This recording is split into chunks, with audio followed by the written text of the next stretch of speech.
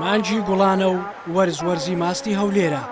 ئەم ڕۆژانە تامی ماستەکەی هەولێر چێبڕچێ دەکات لەگەڵ پەنیر و سەرتوێژی قەیماغ. ڕۆژانە لە ناوچەکانی قەراج و کەندێناوە تا گوندەکانی شەمامک و ملچێ و گردەسۆر مەنجەڵە ماست دەگاتە ناوشار و بەشێکی بۆ دەرەوەی هەولێر بەڕێ دەکرێت. بەڵام ئاستی بەرهەمێنانی ماستە بەناوبانگەکەی هەولێر لە کەمی داوە و هەرگیز ناتوانێت وەکو ساڵانی هەفتاکانی سەدەی ڕابردوو بازاڕی نەکەر کوردستان بەڵکو عێراقیشدا بپۆشێ.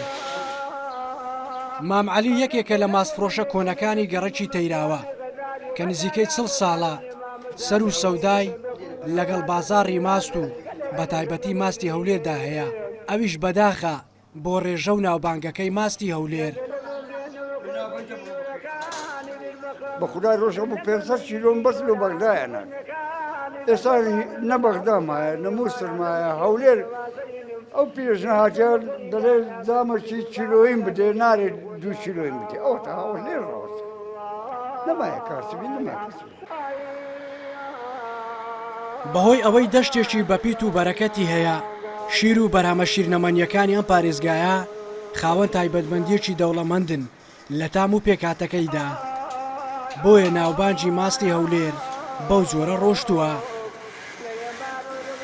ماستی هەولێر بەڕاستی یعنی ماستەکە دەرەجەیەکە وا دیارە هەولێر بەناوبانگەرم لە ماستی ئەمە هەردەم یعنی ماستی هەولێرێمان بەخۆش زانیە چەندە محافەزەکانیت کە باسی ماستی هەولێرە دەکەن.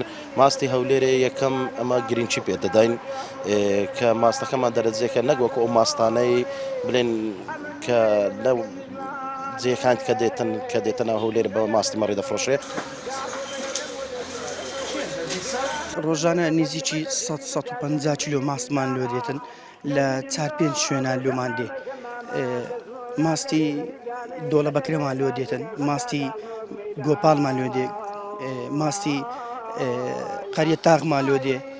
لەو چەند ناوچەیە ئەوانە ماستمان لۆ دەین. ماستیان زۆر باشە. ئێستا کە بازار پڕ بووە لە ماست و پەنیری دەرەچی وا دیارە لە ڕووی ئاست و بەرهەمەوە ماست و پەنیری ناوەخۆیی توانای ململانەی زۆری نییە. بەڵام هێشتا بۆ تام و بەرامەکەی ماست و پەنیر و لۆر و قەیماغی گوندەکانی کوردستان خواستی زیاتریان لەسرە. شیراز عەبدوڵڵا، NRT هەولێر.